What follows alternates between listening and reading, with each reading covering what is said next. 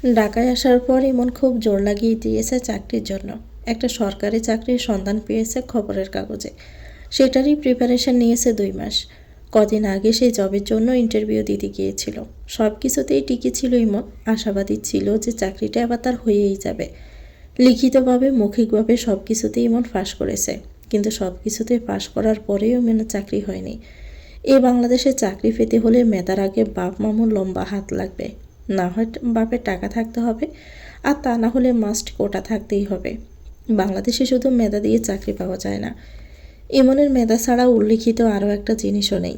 তার মুক্তিযুদ্ধ কোটা 30% নেই, আছে শুধু মেধা কোটা 55%। সেই 55% কোটা 30 কোটার গহ্বরে তলিয়ে গেছে। ইমন হতাশ হয়ে গেল বাংলাদেশের এই জব সিস্টেম দেখে। গরিবরা এমনিতেই চাকরির অভাবে মরে যায় প্রতিনিয়ত, এখন এই রকম জব সিস্টেম তাদের আরও মেরে দিবে। এর জন্যই বাংলাদেশে বেকারত্বের হার কমে না। তবে কোটা ব্যবস্থা বাংলাদেশের নতুন কিছু নয়। বাংলাদেশের কোটা ব্যবস্থা মূলত পাকিস্তান আমল থেকেই চালু।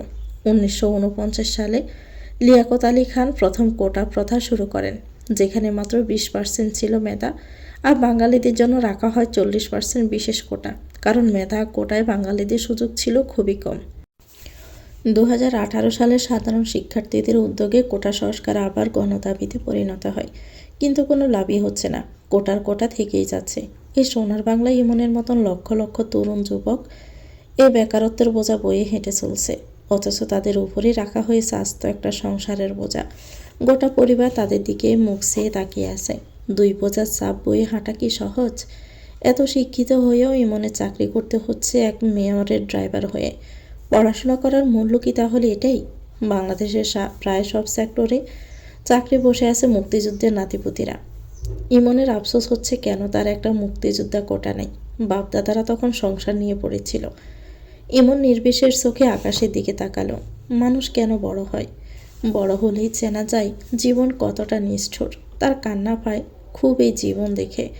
পুরুষ মানুষ বলে কাঁদতে পারে না সব সময়। সমাজে একটা প্রচলিত বাক্য আছে, পুরুষ মানুষের কাঁদতে নেই। কিন্তু এই সমাজকেই করেছে ইমনদের মতো তরুণদের জন্য, কিচ্ছু করছে না। কোনো একদিন আসবে এ বাংলাদেশের জব সিস্টেম বদলাবে, কোটার জায়গায় মেধার মূল্যায়ন হবে। ততদিন ইমন থাকবে তো বেঁচে, নিজ চোখে দেখতে পারবে তো এই সোনার বাংলার নতুনভাবে জন্ম হওয়াটা। ইমন চাঁদের রেলিং ঘেঁষে হাঁটু গেড়ে বসে পড়ল। এত এত নিষ্ঠুর বাস্তবতা দেখতে দেখতে ইমন ক্লান্ত। আহাজারি করে ইমন আল্লাহর উদ্দেশ্যে বলল, ইয়া আল্লাহ, এভাবে চলতে থাকলে আমার মতন হাজার হাজার ইমন অচিরেই হারিয়ে যাবে এই দেশ থেকে। একটু মুখ তুলে তাকাও আমাদের দিকে, একটু করুণা বর্ষণ করো। তুমি ছাড়া কেউ নেই আমাদের, সাহায্য করো। মন্ত্রণালয়ের গতিতে বসে থাকা লোকদের সুবুদ্ধি দাও। তারা এই দেশটাকে নরকে পরিণত করে তুলেছে। তারা ভাবছে এই দেশ তাদের বাপের নিজস্ব সম্পত্তি। তাদের বাপ স্বাধীন করেছে একা, তাই তাদের বাপের ভাইয়ের ছেলে মেয়েরা নাতিপুতিরাই শুধু অধিকার আছে সরকারি চাকরি করার। আমরা সাধারণ মানুষগুলোর অধিকার থাকা সত্ত্বেও আমরা বঞ্চিত। তুমি তাদের এই অহংকারটা, এই ভুল ধারণাটা ভেঙে দাও। এমনভাবে ভেঙে দাও যেন পুরো বিশ্ব তাকিয়ে দেখে তাদের। পৃথিবীর সবচেয়ে কুৎসিত রাজনীতির ঘাঁটি এই বাংলাদেশ। ঢাকা থেকে উর্মি নওগাঁ চলে যাওয়ার পর থেকে খুব ভয়ে ভয়ে কাটাচ্ছে দিন। এই বুঝি তার মা ভাই জেনে গেল বিয়ের কথাটা, আর তাকে ইচ্ছে মতো পেটালো। ইব্রাহিম রোজ ফোন দেয় রাতে। ইদানিং শরীরটা ভীষণ খারাপ উর্মির, কিছু খেতে পারে না, চোখ মুখ হলুদ হয়ে গেছে। ডক্টর দেখানোর পর জানালো জন্ডিস হয়েছে। ইমন খবরটা জানতে পেরে বোনকে ঢাকা নিয়ে এসেছে। ইব্রাহিম জানে না উর্মির জন্ডিস হয়েছে, উর্মি জানায়নি। তবে বাড়ি ফিরে শুনলো ইমন উর্মিকে নিয়ে এসেছে আর ডক্টরের কাছে নিয়ে গেছে। ইব্রাহিম ছুটল ওই হসপিটালে। জন্ডিসটা মারাত্মক লেভেলের হয়েছে। ডক্টর প্রথমেই রক্ত পরীক্ষা করলেন। রক্তকণিকার ভাঙন, হিমোগ্লোবিন, বিলিরুবিন সব পরীক্ষা করা হলো। রিপোর্ট দেখে বললেন জন্ডিস তো মারাত্মক, মূলত হিমোলাইটিক কারণে লিভারের চাপ বেশি। এরপর উর্মিকে দিলেন লিভার সাপোর্ট ওষুধ, যা লিভারের কাজ সহজ করবে এবং বিলিরুবিন কমাবে। ইনফিউশন শুরু করলেন যাতে শরীরের পানি ও লবণ ঠিক থাকে এবং দুর্বলতা কমে। রক্তের মান নিয়ন্ত্রণে রাখার জন্য রক্ত প্রতিস্থাপনের ব্যবস্থা প্রস্তুত করা হলো। পাশাপাশি হালকা খাবার, পর্যাপ্ত বিশ্রাম এবং সংক্রমণ এড়ানোর পরামর্শ দিলেন। ইব্রাহিম হন্য হয়ে খুঁজে ইমনকে দেখতে পেয়ে অস্থির গলায় জিজ্ঞেস করল, তোমার বোন ঠিক আছে? কি হয়েছিল ওর? ইমন চমকালো। ইব্রাহিম জানলো কি করে সে হসপিটালে আর উর্মি আছে সাথে? আর জেনেছে যখন তখন এমন হন্য হয়ে আসলো কেন? জন্ডিস হয়েছে, ডক্টর ওষুধ দিয়েছে, বলেছে ঠিক হয়ে যাবে। ইব্রাহিম আশেপাশে চোখ ঘুরিয়ে বলল, কবে হলো জন্ডিস? সপ্তাহখানেক ধরেই শরীর অসুস্থ ছিল। ইব্রাহিমের শরীর বেয়ে রাগ সঞ্চারিত হলো। মেয়েটা তাকে বলল না কেন? উর্মিকে নিয়ে ইব্রাহিমের বাড়িতেই আনা হলো। একেবারে সুস্থ হলে তারপর রেখে আসবে। ইমন বাহিরে যেতে ইব্রাহিম চেপে দৌড়ল উর্মিকে, ধমক দিয়ে বলল, তোমাকে জাস্ট সরিয়ে দাঁত ফেলে দিতে ইচ্ছে করছে। বলো না কেন আমাকে? সমস্যা কি তোমার? আমি তোমার স্বামী, অধিকার আছে আমার। উর্মি ক্লান্ত শরীর নিয়ে বলল, বললেই চলে আসতেন, আর আপনি চলে আসলে গন্ডগোল হয়ে যেত, তাই জানাইনি। আমি কেয়ার করি না ওসবের, জানলে জানতো না। আপনি বলেছিলেন আপনি সুন্দর মতো জানাবেন বাসায়, এভাবে জেনে গেলে সমস্যা তৈরি হবে। তোমরা গ্রামের মেয়েরা বিতু কেন? লোক সমাজকে এত ভয় পাও কেন? জানি না। আপনি এখন যান, ভাইয়া দেখলে বিষয়টা ভালো দেখাবে না। ইব্রাহিম তপ্ত শ্বাস পেলেই চলে গেল। সুলেমান মেহেরিনকে নিয়ে তাদের বিবাহবার্ষিকী উপলক্ষে চাচ্ছে তুর্কি যেতে। মেহেরিনেরও ইচ্ছে তুর্কি শহরটাকে নিজ চোখে দেখে শুইয়ে দেওয়ার। সুলেমান এবার সেটা পূরণ করবে। বিবাহবার্ষিকী 3 দিন আগে মেহেরিনকে নিয়ে তুর্কির ইস্তানবুল শহরে আসলো। সাথে এসেছে ডক্টর অয়ন, লুকা আর এলিজাও। ফাতিহ জেলার বালাত এলাকায়, সুলেমানিয়া মসজিদ থেকে প্রায় 2.1 কিলোমিটার দূরে। এত সুন্দর এই শহরটা। গাড়ি দিয়ে শহরে প্রবেশ করার সময় মেহেরিন মুগ্ধ হয়ে দেখছিল শহরের ইতিহাসে ভরা রাস্তাগুলো, রঙিন বেলকনি আর সুলতানদের যুগের প্রাচীন স্থাপত্য।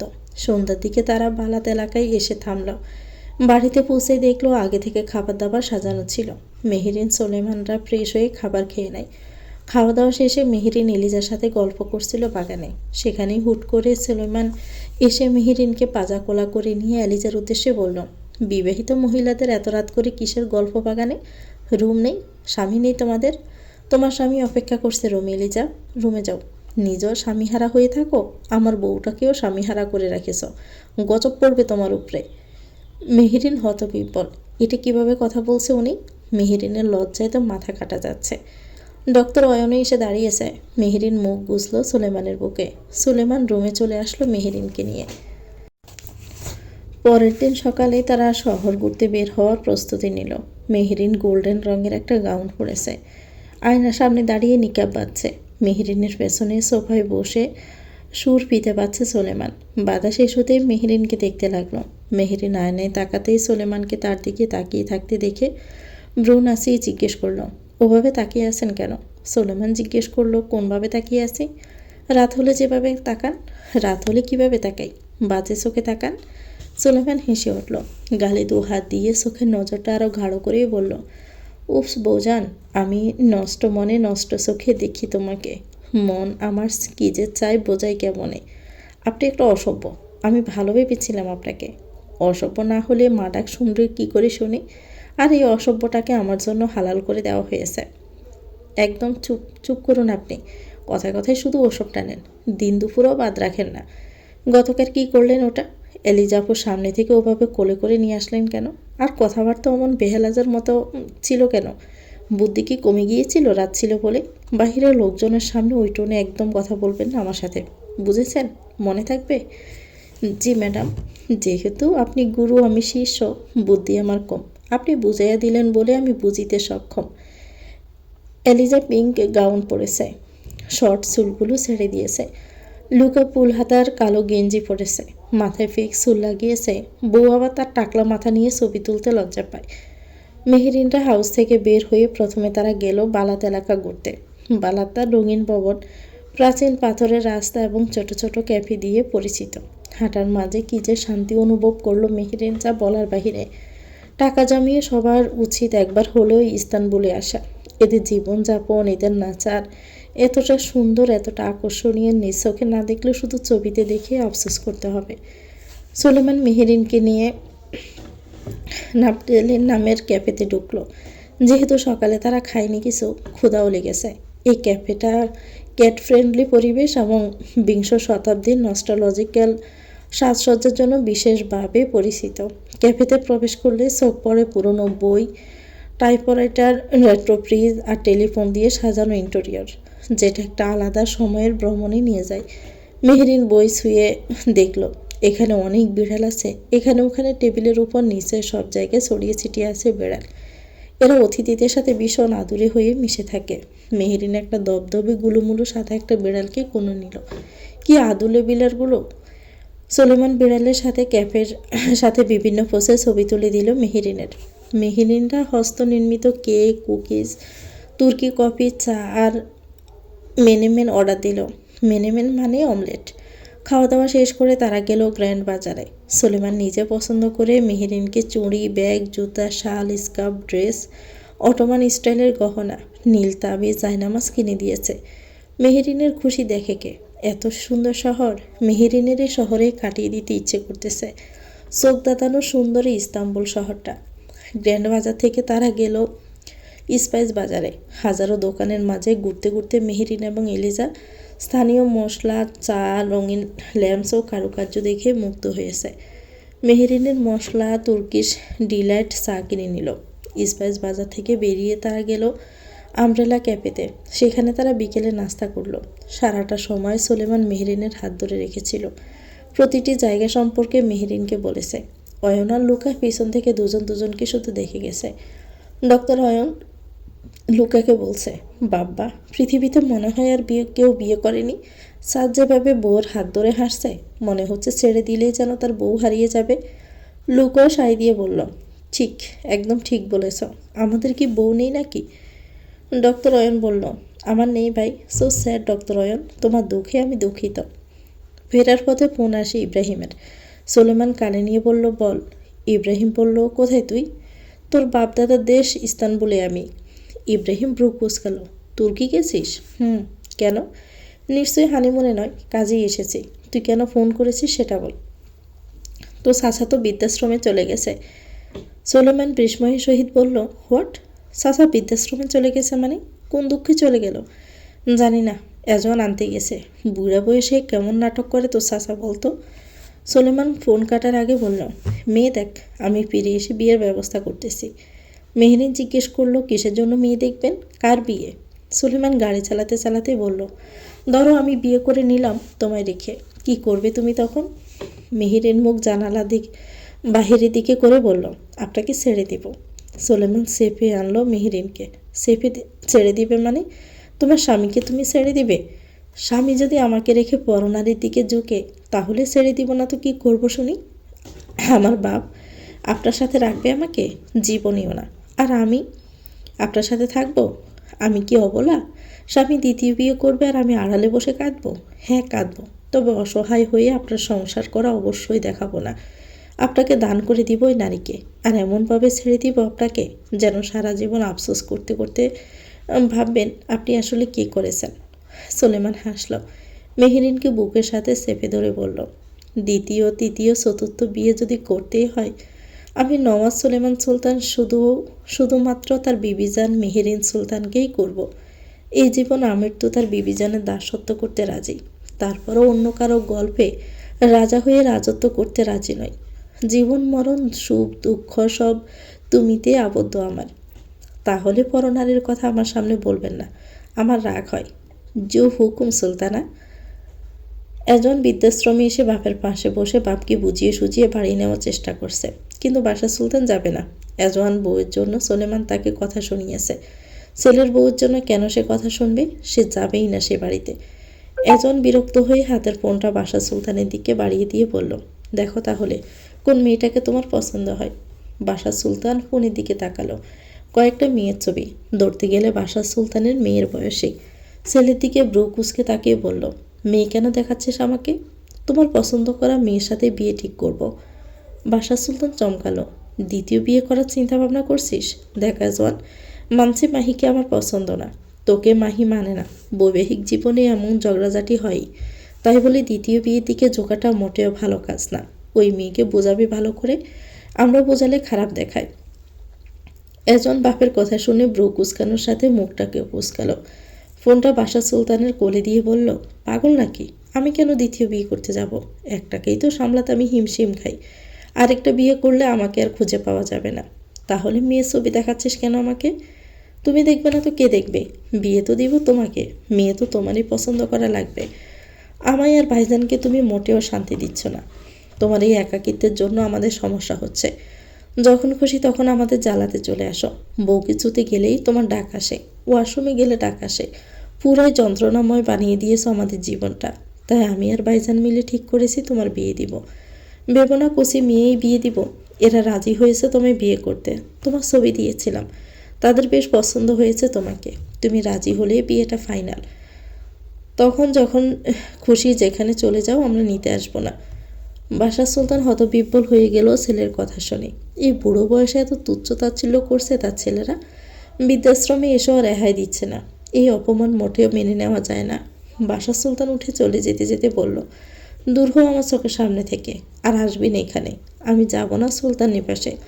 দোয়া করে তোরা বুড়ো হ, আর তোদের ছেলে পেলে তোদের সাথে এমন ব্যবহার করুক। এজন দুহাত তুলে বলল, আমিন। সেই উসিলায় হলেও একটা বাচ্চা যেন হয় তোমার পুতের ঘরে। বাসার সুলতান হাঁটার গতি বাড়িয়ে চলে গেল। মেহেরিন শেষ প্রান্তে গিয়ে দাঁড়ালো। মাথার উপর সিগাল পাখি উড়ছে। কি সুন্দর! সুলেমান ছবি তুলতে ভুলল না মেহেরিনের। প্রতিটি জায়গায় সে ছবি তুলেছে মেহেরিনের। মাঝে মধ্যে কাপল ছবিও তুলেছে, তবে মেহেরিনের আলাদা ছবিই বেশি তুলেছে। ডক্টর অয়ন ঠেলে ঠুলে আবার সুলেমানকে মেহেরিনের পাশে দাঁড় করালো। নিজের ক্যামেরাটা বের করে দুজনের ছবি তুলে দিল। এলিজা বিভিন্ন পোজ শিখিয়ে দিচ্ছে মেহেরিনকে। মেহেরিন এক হাত সুলেমানের কাঁধে রাখল। সুলেমান মেহেরিনের কোমর চেপে ধরে নিজের কাছে টেনে আনলো। অয়ন ছবি তুলেছে। সুলেমান মেহেরিনের কপালে চুমু খেলো। অয়ন ভারাক্রান্ত মন নিয়ে এটারও ছবি তুলল। এবার এলিজা লুকা আসলো ছবি তুলতে। এলিজা তার এক পা লুকার হাতে ধরিয়ে দিয়ে লুকাকে জড়িয়ে ধরল। এলিজার এমন পোজ দেখে মেহেরিন হাসতে হাসতে কুটি কুটি হয়ে গেল। সুলেমান টেনে অন্য পাশে নিয়ে যায়। অয়ন হতাশ হচ্ছে। এলিজা তাকে খাটিয়ে মারছে। বেচারা লুকার জন্য তার কষ্টই হয়। কিভাবে সামলায় এই খাটাস বউকে। ছবি তুলেই শান্ত হয়নি, এখন নাকি ভিডিও করে দিতে হবে। অয়ন করে দিল ভিডিও করা শেষে তারা সেখানে একেবারে রাতের ডিনার করে বাড়ির দিকে রওনা হয়। সারাটা দিন হাঁটাহাঁটি করে মেহেরিনের পা ব্যথা হয়ে গেছে, ঠিকমতো হাঁটতে পারছে না। আজও উঁচু জুতা পড়েছে, তবে সেদিনের মতন তেমন উঁচু না। হাঁটার মাঝখানে বারবার দাঁড়িয়ে যাচ্ছিল মেহেরিন। সুলেমান সেটা বুঝে বলল, কি সমস্যা হচ্ছে তোমার? মেহেরিন বলল, হাঁটতে কষ্ট হচ্ছে। সুলেমান পায়ের দিকে তাকালো। হিল পড়েছে। পড়তে মানা করেছিলাম না, শুনুনি তো। দেখি খোলো। সুলেমান মেহেরিনের জুতো খুলে দিল। খালি পায়ে হাঁটবো নাকি আমি এখন রাস্তায়? সুলেমান নিজের জুতা দেখিয়ে বলল, আমার জুতা তো বড় হবে তোমার পায়ে, হাঁটতে পারবে না। মেহেরিন খালি পায়ে হাঁটতে শুরু করলো। সুলেমানের হাতে মেহেরিনের জুতা। খালি পায়ে হাঁটতে গিয়ে রাস্তার ইট পাথরের ঘষা লাগছে। সুলেমান এগিয়ে এসে বলল, হেই, হোল্ড মাই নেক। কথাটা শেষ করে এক হাত করে মেহেরিনকে পাচাকোলা করে তুলে নিল। মেহেরিন ভয় পেয়ে যায়, সুলেমানের গলা জড়িয়ে ধরল। পেছন থেকে এলিজা লাফিয়ে উঠল। অয়নের ক্যামেরা অন করা ছিল আগে থেকেই। পুরো দৃশ্যটা ভিডিও হয়ে গেছে। এলিজা লুকার দিকে তাকাতে লুকা বলল, একদম না, আমি কিন্তু পারবো না কোলে নিতে। তাকিয়ে কোনো লাভ নাই। রাস্তার সব লোক যাওয়ার পথে বারবার দেখছে মেহেরিন আর সুলেমানকে। লোকজন দেখছে সুলতান সাহেব। নামান আমাকে। সুলেমান দৃষ্টি সোজা রেখে বলল, আই ডোন্ট কেয়ার, তুমি শক্ত করে জড়িয়ে ধরে রাখো। বাংলাদেশে আজ প্রচণ্ড বৃষ্টি হচ্ছে। শুধু বৃষ্টি হচ্ছে বললে ভুল হবে, এক প্রকার প্রলয়কারী ঝড় হচ্ছে। রাস্তায় গাছ ভেঙে পড়ে রাস্তা ব্লক হয়ে আছে। ইয়াসিন আর ইমন শেরে বাংলা মেডিকেলের সামনে জ্যামে আটকে আছে। রাত বাজে 12:30। এই রাস্তা কখন ঠিক হবে আর তারা কখন ফিরবে বাসায়? উর্মিও তো একা আছে। ইব্রাহিম ইমনদের ফিরতে দেরি হচ্ছে বলে ফোন করলো। আর ফোন করতে জানতে পারলো রাস্তায় গাছ ভেঙে পড়েছে, ঝড়ের জন্য লোকজনও আসতেছে না গাছ সরাতে। ইব্রাহিম তাদের মেডিকেলের ভিতরে গিয়ে আশ্রয় নিতে বলল। ঝড় না থামলে লোক আসবে না রাস্তা পরিষ্কার করতে। ইমন তাই করলো। উর্মিকে ফোন করে বলল তার ফিরতে সকালও হতে পারে, সে যেন খেয়ে ঘুমিয়ে পড়ে। উর্মি জেগেছিল ভাইয়ের জন্য, এখনও খাবারটাও খায়নি। ইব্রাহিম খাবার নিয়ে আসলো। মেডিসিন তো খেতে হবে। উর্মি ইব্রাহিমকে খাবার নিয়ে আসতে দেখে চমকালো। ইব্রাহিম ভ্রু কুঁচকালো। আশ্চর্য, চমকানোর কি আছে এতে? ইব্রাহিম পাশে বসে বলল, খাবার খেতে হবে, ওষুধ আছে। উর্মি কাঁথা টেনে শুয়ে বলল, ইচ্ছে করছে না, আমি খাবো না। ইব্রাহিম টেনে কাঁথা সরিয়ে দিয়ে বলল, উঠো, খাবার খেতেই হবে। তোমার ভাইয়া বলছে খেতে, আর আমিও খাইনি, ক্ষুধা লেগেছে। আপনি খাননি কেন? সমস্যা কি আপনার? তুমি আমার সমস্যা। খাচ্ছ না কেন? তোমার আমার দুজনের জন্যই নিয়ে এসেছি খাবার। আমার ক্ষুধা নেই। তোমার ভাইকে ফোন দিয়ে বলবো?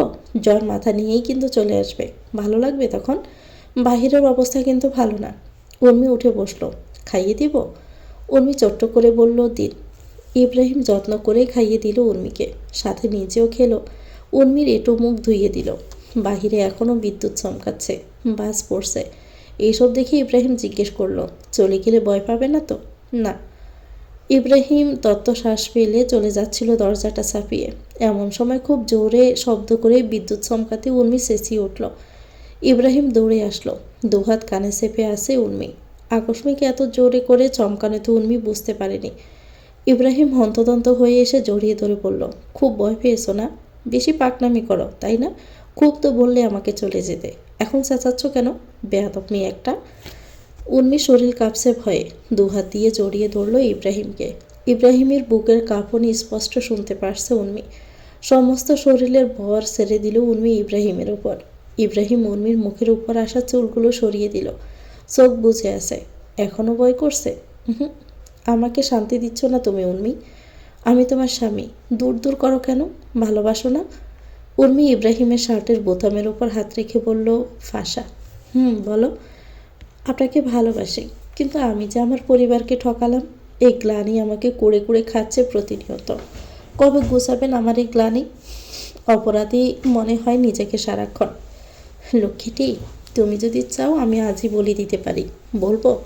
না না, ভাইয়ের রাগ আমি সামলাবো কীভাবে? ভাইয়ের রাগ সামলানোর ক্ষমতা আমার নেই। কথাটা বলেই ইব্রাহিমের থেকে দূরে সরে গেল উর্মি বিদ্যুতের জলকানিতে। মাঝে মধ্যে উর্মির পর্ষা চিকন দেহটা স্পষ্ট হচ্ছে। উর্মি, খাওয়া দাওয়া ঠিক মতো করবে, মোটা হতে হবে তো। খাই তো। স্বাস্থ্য ভালো হচ্ছে না কেন তাহলে? জানি না, লোকে বলে স্বামীর বাড়ির ভাত খেলে নাকি স্বাস্থ্য হয়। খাচ্ছ তো এখন, তাহলে হচ্ছে না কেন? জানি না, লোকে ভুল বলেছে। স্বামীর বাড়ির ভাত না, স্বামীর আদর না পেলে নারীদের স্বাস্থ্য বাড়ে না। ইউ নিড ইমিডিয়েটলি স্বামীর আদর। উর্মি কাঁথা টেনে বলল, আপনি চলে যান, এক রুমে থাকাটা ঠিক হবে না। শয়তান ভর করবে, তখন অঘটন ঘটে যাবে। ইব্রাহিম উর্মির পাশে শুয়েই বলল, কেয়ার করছি না, ভর করলে করবে, অঘটন ঘটলে ঘটবে। উর্মি ইব্রাহিমকে ঠেলে বলল, যান আপনার রুমে। ইব্রাহিম গেল না। উর্মিকে টেনে এনে মাথাটা বুকে চেপে ধরে বলল, আমার এই জীবনে আপন বলতে, নিজের বলতে তুমি ছাড়া আর কেউ নেই উর্মি। খুব ছোট থাকতেই পরিবারকে হারিয়েছি। নিজের দেশ ছেড়ে এই অচেনা দেশে এসেছি সোলেমানের সাথে। পরিবার বলতে সোলেমানের পরিবারকেই চিনেছি। এখন আমার নিজের একটা পরিবার বলতে শুধুই তুমি। প্লিজ ছেড়ে যেও না। আমি ছেড়ে যাওয়ার শোক কেটে উঠাতে পারবো না। অনেকেই পারে, চোখের সামনে অনেককেই দেখেছি, ওরা খুব স্ট্রং হৃদয়ের, নিজেদের সামনে নিয়েছে। কিন্তু আমার হৃদয় খুবই দুর্বল এসব বিষয়ে। আমার জীবনের প্রথম ও শেষ নারী হয়ে তুমিই থেকো উর্মি। উর্মি গালে হাত রাখলো ইব্রাহিমের। উর্মি জানে তার বাবা মা নেই। বাবা ছাড়া থাকার কষ্ট উর্মি বেশ ভালোই জানে। অবশ্য তার মা আছে, কিন্তু ইব্রাহিমের তো কেউ নেই। তার বাবা মায়ের কি হয়েছে সে কথায় গেল না উর্মি। আশ্বস্ত করে বলল, যাব না কখনো। আপনি প্লিজ আমার হাত ছেড়ে দিয়েন না। ইব্রাহিম উর্মির হাতে চুমু খেয়ে বলল, জীবনেও যাব না। উল্টো তোমাকে নিজের করে রাখার জন্য দরকার পড়লে যুদ্ধে নামব। একটু কষ্ট পেতে দিব না, খুব ভালোবাসবো। উর্মির কেন জানি নিজেকে পৃথিবীর শ্রেষ্ঠ সুখী নারী মনে হতে লাগলো। যেমনটা মেহেরিন বলতো, তেমনটাই আজ মনে হচ্ছে নিজেকে। স্বামী ভালো হলে সব মেয়েই নিজেকে শ্রেষ্ঠ সুখী নারী ভাবে। উর্মি আরও শক্ত করে জড়িয়ে ধরল ইব্রাহিমকে। ইব্রাহিমের হাত চলে গেল উর্মির উন্মুক্ত কোমরে। উর্মি শিওরে উঠল। মাহি বৃদ্ধাশ্রমে যাবে আজ বাসার সুলতানকে আনতে। শুধু শুধু নিজের ঘর বাড়ি ছেড়ে লোকটা কেন বৃদ্ধাশ্রমে থাকবে, তাও আবার তার জন্য। হলুদ কালারের একটা চুড়িদার পরে রেডি হয়ে নিল। এজন সোফায় বসে বসে দেখছে মাহিকে। মাহি চুল ঠিক করে সাইড ব্যাগটা নিতে এজন বলল, কোথায় যাবে তুমি সুইটহার্ট? মাহি ব্যাগে ফোন ভরে বলল, দেখি কোথায় যাওয়া যায়। সাফওয়ানের কাছে? মাহি ব্রু কুচকাল। কথায় কথায় শুধু সাফওয়ান আর সাফওয়ান। এজন বসা থেকে উঠে আসলো। কারণ কি যাওয়ার? এমনি, শোরুম। মাহি বেরিয়ে গেল। গাড়ির কাছে এসে দরজা খুলতে নিলে এজন এসে ড্রাইভিং সিটে বসলো। মাহি জিজ্ঞেস করলো, আপনি আসলেন কেন? যাবেন আমার সাথে? এজন গাড়ি স্টার্ট দিতে দিতে বলল, হ্যাঁ। কেন? মন বলেছে আমার আজ সঙ্গে যাবে তোর। মরবো আরাম করে আর বাঁচবো বড় জোর। ক্যামেরাম্যান হব আমি। পরকিয়া করতে যাচ্ছ তো? মাহি বিরক্ত হয়ে গাড়িতে উঠে বসলো। গাড়িটা সাফওয়ানের বাড়ির দিকে গেলে মাহি বলল, আশ্চর্য, ওদিকে যাচ্ছেন কেন?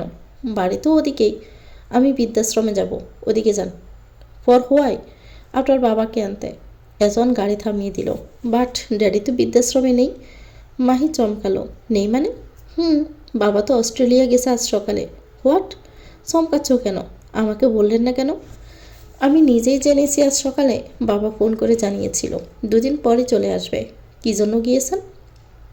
ওখানে বিজনেসে কোনো একটা সমস্যা হচ্ছে। ভাইজান যেতে পারবে না, আমিও যেতে পারবো না, সেজন্য বাবা গেছে। বৃদ্ধ একটা লোককে দিয়ে আপনারা এত খাটান কেন? কোথায় খাটালাম? উনি নিজ থেকেই তো খাটেন, আমাদেরও খাটান, আমরা খাটাই না। সুলেমান সাহেবরা আসবে কবে দেশে? একজন ব্রুকুসকে বলল। What Suleman sahib? Your brother in law. ভাইয়া বলতে শেখো। ম্যানার্স ছাড়া মেয়ে আসবে কবে? দেরি আছে। মেবি ভাইজান একেবারে বাচ্চা কাচ্চা নিয়েই ফিরবে। আমাদের যেই হারে ইগনোর করা শুরু করছে, ভাইজান ফিরলে আমিও তোমায় নিয়ে চলে যাব। ভাইজানের মতন লম্বার হানিমুন আর বাচ্চা কাচ্চা নিয়েই ফিরব। আজাইরা পেশাল। বলেছি না আমি আপনার বাচ্চা কাচ্চা নিব না। তুমি নেবা না, তোমার ঢেলেই দিব। গাড়ি ঘুরান, বাসায় চলে যাব। এজন গাড়ি স্টার্ট দিল। কিছু দূর আসতে এজওয়ানের পকেটে থাকা ফোনটা বেজে উঠল। এজওয়ান ফোনটা রিসিভ করে কানে নিতে ওপাশ থেকে জানানো হলো তরিকুল চৌধুরীকে অন্য জেলে শিফট করার সময় তিনি পালিয়ে গেছেন। এজওয়ান আশ্চর্যজনিত হয়ে বলল, হোয়াট? মাহি এজওয়ানের দিকে এমন রিয়াকশন দেখেই বলল, কি হয়েছে? এজওয়ান ফোন কেটে বলল, তরিকুলের পেটি তোমার বাপ মানে আমার শ্বশুর মশাই জেল থেকে পালিয়ে গেছে। সকালে ঘুম থেকে উঠে মেহেরিন ফাঁসে সুলেমানকে পায়নি। পুরো বাড়ি খুঁজেছে, পায়নি। ফোন দিয়েছে, ধরেনি। চিন্তায় শেষ হয়ে যাচ্ছে। এলিজা লুকাস অয়নকে জিজ্ঞেস করছে, তারাও জানাচ্ছে তারা জানে না সুলেমান কোথায় গিয়েছে। সকালের খাবারটাও মেহেরিন খেতে পারল না, অস্থির হয়ে আছে। আজ তাদের বিবাহবার্ষিকী, অথচ মানুষটা সেই সকাল থেকেই দেখছে না। আশ্চর্য, তার কি মনে নেই আজকে দিনের কথা? মেহেরিন ভেবেছিল আজ নিজের হাতে রান্না করবে সুলেমানের সব ফেভারিট খাবারগুলো, কিন্তু লোকটা বেপাত্তা। রাগ হচ্ছে মেহেরিনের। পুরো রুম জুড়ে পাইচারি করছে। ঘড়ির কাঁটা এখন 10:12। এমন সময় বাড়ির দোরগোড়ায় এসে হাজির হলো একটা পার্সেল। এলিজা রিসিভ করে মেহেরিনের হাতে দিল। পার্সেলের উপরে কিছু লেখা নেই। মেহেরিন খুলতে শুরু করলো। প্রথমেই পেল একটা চিরকুট। চিরকুটটা খুলতেই অপরিচিত হাতের লেখা দেখে চিনতে অসুবিধা হলো না কার চিঠি এটা। প্রিয় অর্ধাঙ্গিনী, আমার সাম্রাজ্যের একমাত্র রানী, আমার অন্তরাত্মা, আমার বিবিজান, তোমাকেই অদমের তরফ থেকে আকাশের বুকে থাকা গুণে শেষ করতে না পারা তারাগুলোর সমান ভালোবাসা। যে ভালোবাসায় মৃত্যু ব্যতীত কোনো বিচ্ছেদ নেই, সে ভালোবাসা আমাদের হোক। Not only for today or tomorrow. I choose you for lifetime and I promise you it is never going to change. তোমার সাথে আমার এই 1 বছরের পথ চলাটা গিয়ে ঠেকুক 100 বছরে। তাড়াতাড়ি রেডি হয়ে এসো, আমি অপেক্ষায় আছি তোমার। ইতি তোমার অপেক্ষায় অপেক্ষাকৃত পুরুষ। মেহেরিন চিঠিটা পাশে রেখে বাকি জিনিসগুলো বের করল। একটা লং গাউন অফ হোয়াইট কালারের সাথে ম্যাচিং হিজাব, জুতো। এলিজা মেহেরিনকে তৈরি করে দিল। মেহেরিন বেশ বুঝলো সুলতান সাহেব নিশ্চয়ই কিছু একটা প্ল্যান করেছে, কিন্তু কি হতে পারে সেটা বুঝতে পারছে না।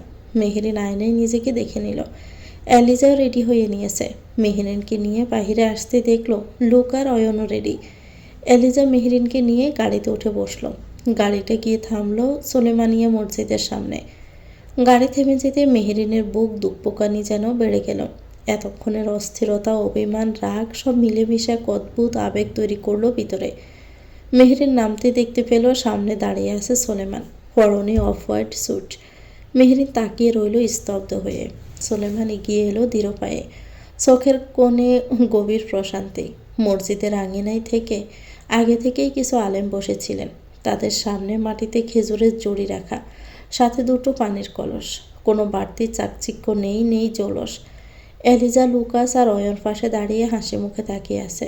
সুলেমান হাত বাড়িয়ে মেহেরিনকে ইশারা করলো, চলো আমাদের ভালোবাসার যাত্রা আবার শুরু করা যাক আল্লাহকে সাক্ষী রেখে। মেহেরিনের চোখ ভিজে উঠল, তার কণ্ঠ কেঁপে উঠল। আবার বিয়ে? সুলেমান মৃদু হেসে বলল, জি বেগম। প্রথম বিয়েটা ছিল হয়তো রীতি মেনে সমাজের কাছে গ্রহণযোগ্যতা, কিন্তু আমার কাছে মনে হয়েছে দায়সারাভাবে পালিত করেছিলাম। তোমাকে তোমার প্রাপ্যটা দিতে পারিনি। এবার আমি আজ এই সুলেমানিয়া মসজিদে আবার তোমাকে আমার অর্ধাঙ্গিনী করে নিতে চাই। সোলেমান মেহেরিনকে নিয়ে আলেমের সামনে বসলো পাশাপাশি। আলেম স্নিগ্ধ কণ্ঠে বললেন, বিসমিল্লাহির রহমানির রাহিম। আজকের এই বরকতময় দিনে নওয়াজ সোলেমান সুলতান এবং মেহেরিন তাবাসসুম আপনাদের দুজনকে আল্লাহর নামেই ফের নিকাহ বন্ধনে আবদ্ধ করা হচ্ছে। নিকাহ হলো ইবাদত, নিকাহ হলো অর্ধেক দিন পূর্ণ করার মাধ্যম। আপনারা একে অপরের জন্য পোশাক স্বরূপ। আপনারা একে অপরকে রক্ষা করবেন, সম্মান করবেন এবং ভালোবাসবেন আল্লাহর সন্তুষ্টির জন্য। এরপর তিনি কোরআন তেলাওয়াত করলেন।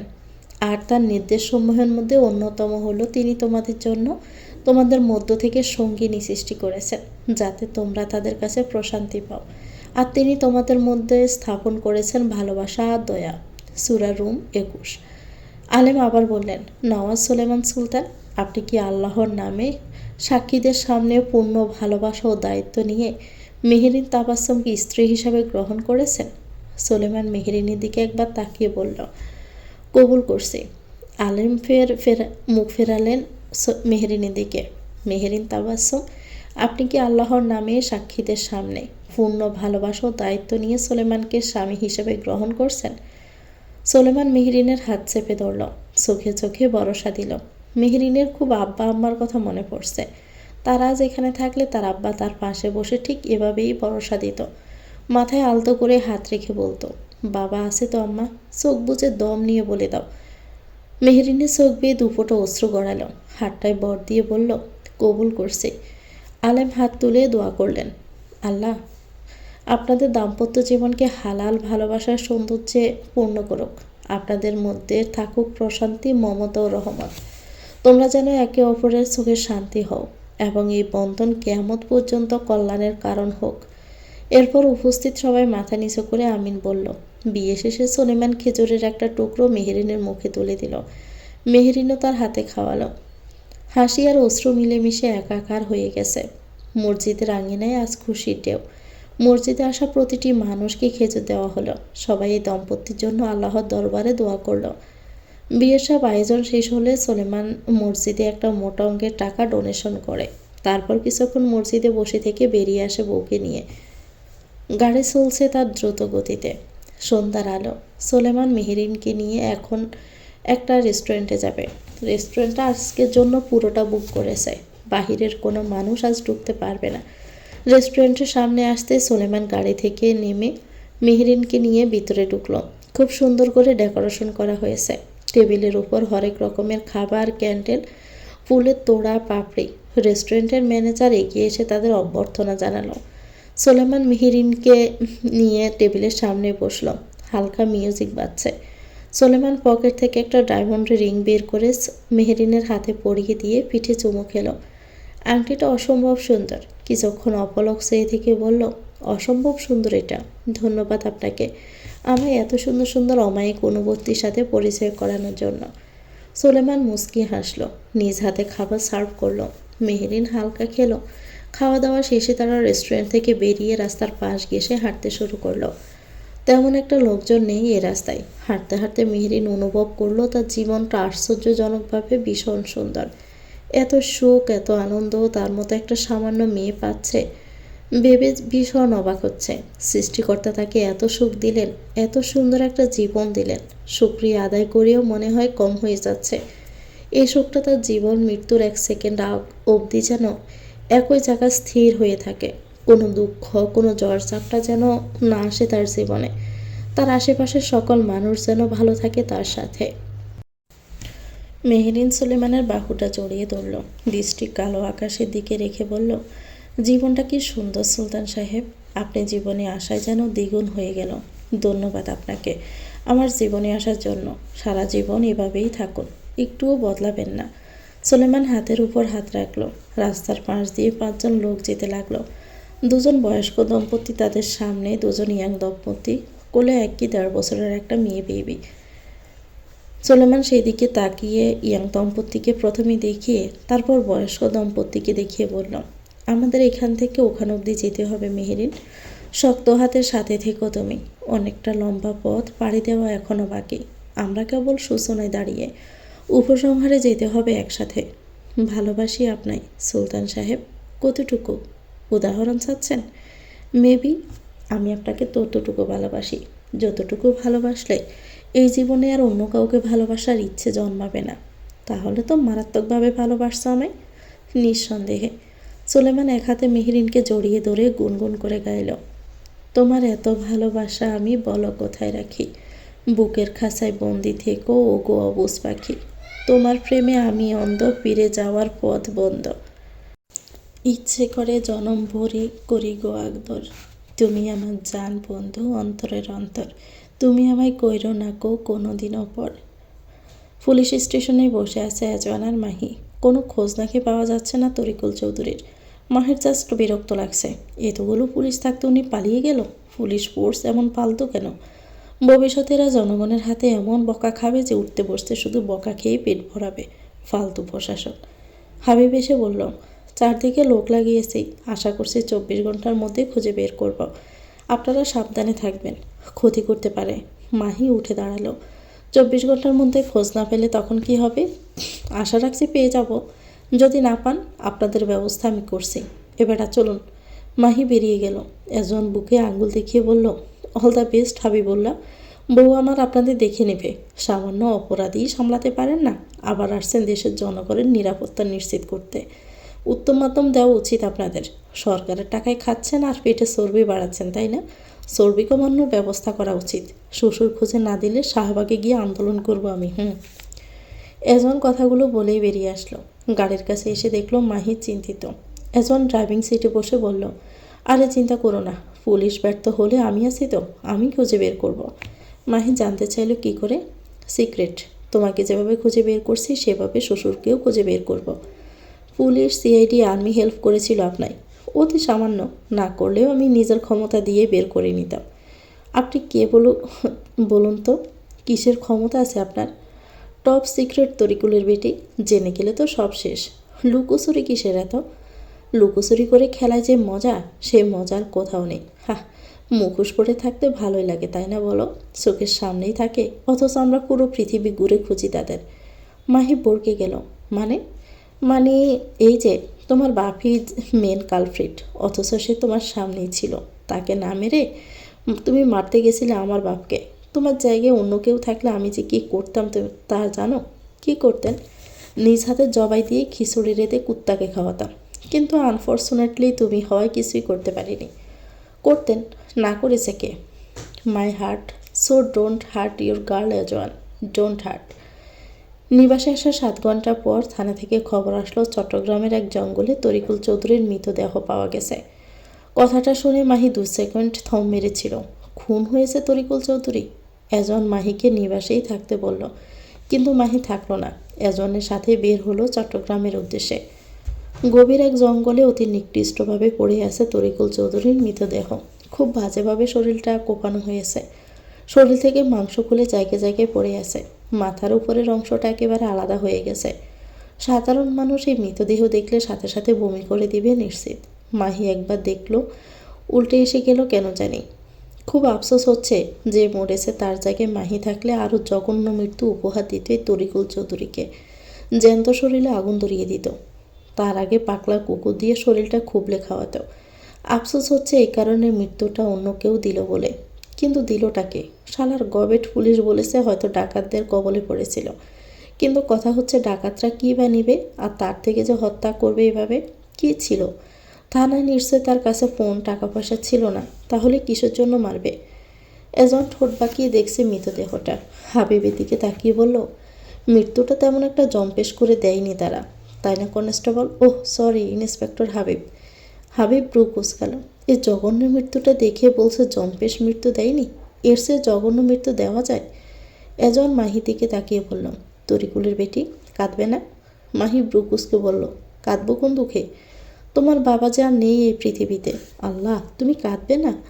না, আমার চোখের জল এতটাও সস্তা না যে ওনার মতো নিকৃষ্ট মানুষের মৃত্যু দেখে কাঁদব। You happy? ভীষণ। তাহলে আই ইউ হ্যাপি? আমি ভাবছিলাম তুমি কাঁদলে আমিও তোমার দেখা দেখি একটু কান্নার অভিনয় করব। মানে চোখে গ্লিসারিন নিতাম, সেই জন্য দেখো গ্লিসারিনও নিয়ে আসছি পকেটে করে। এজন পকেট থেকে গ্লিসারিনটা বের করে দেখালো। মাহি সরু চোখে তাকিয়েছে। আল্লাহ, এই লোকটা এমন কেন? তরিকুল চৌধুরীর মৃতদেহটা ঢাকায় এনে পোস্টমর্টমে পাঠানো হলো। তাকে মূলত ধারালো কুড়াল দিয়ে মারা হয়েছে।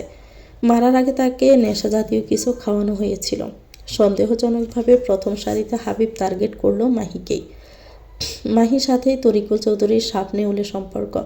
হয়তো মাহি করেছে বা করিয়েছে, আর এমন অভিনয় করছে তাদের সামনে।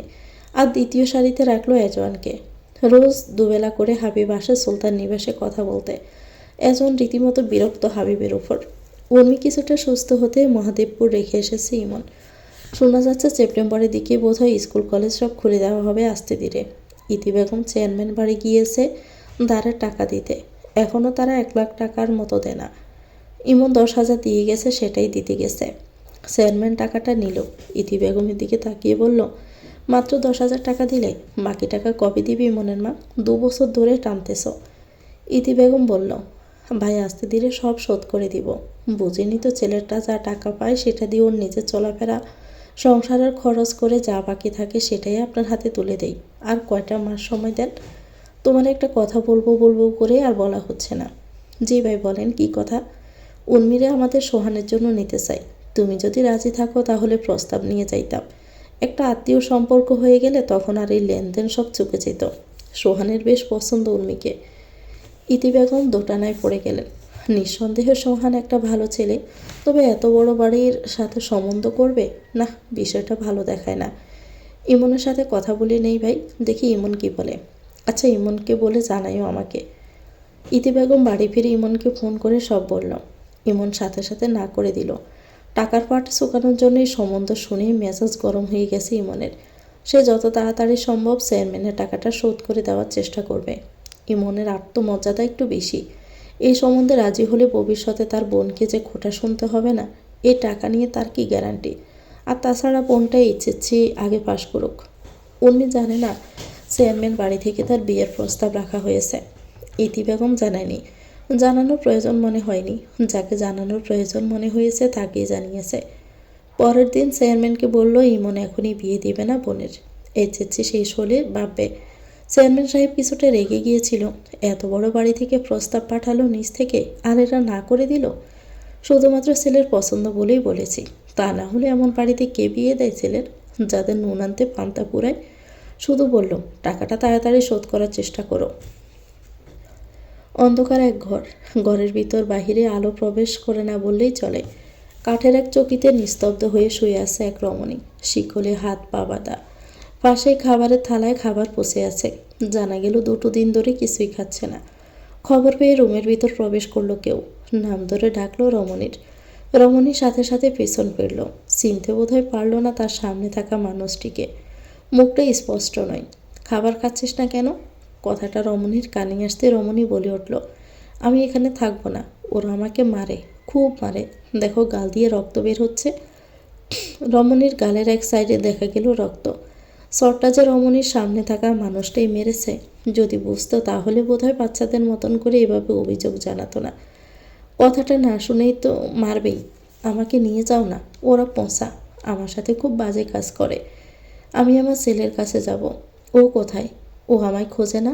আমার ছেলেটা কাঁদছে আমাকে না পেয়ে। আমি ওর কান্নার আওয়াজ পাচ্ছি। তোমরা পাচ্ছ? ওই তো মা বাবা বলে কাঁদছে। নাম কি তো ছেলের? রমণী ভাবুক হয়ে গেল। মনে পড়ছে না কি নাম তার ছেলের। কি নাম আমার ছেলের? তোমরা জানো?